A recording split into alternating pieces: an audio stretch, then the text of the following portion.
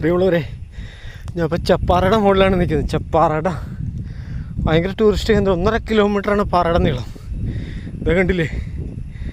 ഇവിടെ നിന്ന് ചുറ്റോറുള്ള വ്യൂ കണ്ട എന്തായാലും ഭംഗി. 1.5 കിലോമീറ്ററാണ് ഇതിൻ്റെ നീളവും. വീതിയുണ്ട് ഏതാണ്ട് 100-150 മീറ്ററൊക്കെ വീതി.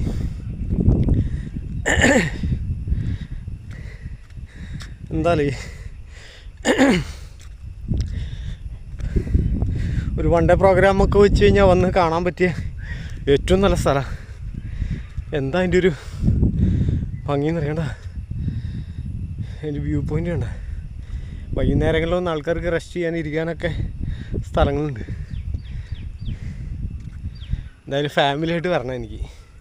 ഞാനിപ്പോൾ എൻ്റെ വർക്കിനുള്ള ബന്ധത്തിൽ മെഷർമെൻറ്റ് എടുക്കാണ്ട് അടുത്തൊരു സ്ഥലത്ത് വന്നതാണ്. അപ്പോൾ ഈ വഴിക്ക് പോകണം. അപ്പോൾ ഞാനിവിടെ അതുകൊണ്ട് ഇവിടെ വന്നതാണ്. എന്താ അതിൻ്റെ ഒരു ഭംഗിയെന്നറിയാം. ചാറ്റൽ മഴയുണ്ട്, ചെറിയ നൂൽമഴ പെയ്യുന്നുണ്ട്. മഴ കാരണം ആൾക്കാരില്ലാത്തൊന്നും വരാം. പാറയിൽ മഴയായി കഴിഞ്ഞാൽ തെന്നി വീഴുമല്ലോ. പക്ഷേ വെയിലുള്ള കാരണം ഉണങ്ങിയ കിടക്കുന്ന കേട്ടോ. പാറല്ലേ, പാറപ്പുറമൊക്കെ അല്ലേ ഉണങ്ങിയ കിടക്കുക. അവിടെ ഇവിടെ ഇത്തിരി വെള്ളമുണ്ട് എന്നുള്ളതല്ലാതെ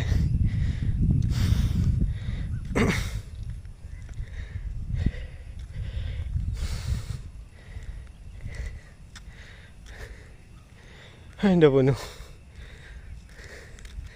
എന്താ നടത്താനും തീരില്ല.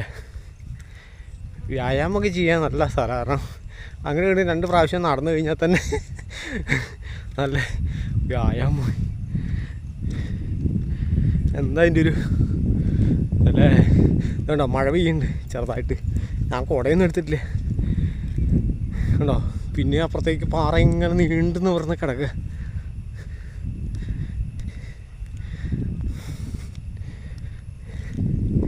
നമ്മുടെ ഈ തൃശ്ശൂർ ജില്ലയിൽ തന്നെ ഇത്രയും വലിയൊരു പാറ വേറെങ്ങുമില്ല. ഇവിടെ മാത്രമല്ല കണ്ടോ. എന്താ അതിൻ്റെ വ്യൂ. നേരെ നിൽക്കുന്ന നേരെ അപ്പുറം കാണും പുന്നമ്പറമ്പൊക്കെ. പക്ഷേ കാട് കാരണം കാണാൻ പറ്റത്തില്ല. വാഴാനി മലയൊക്കെയാണ് അപ്പുറത്ത് കാണുന്നത്.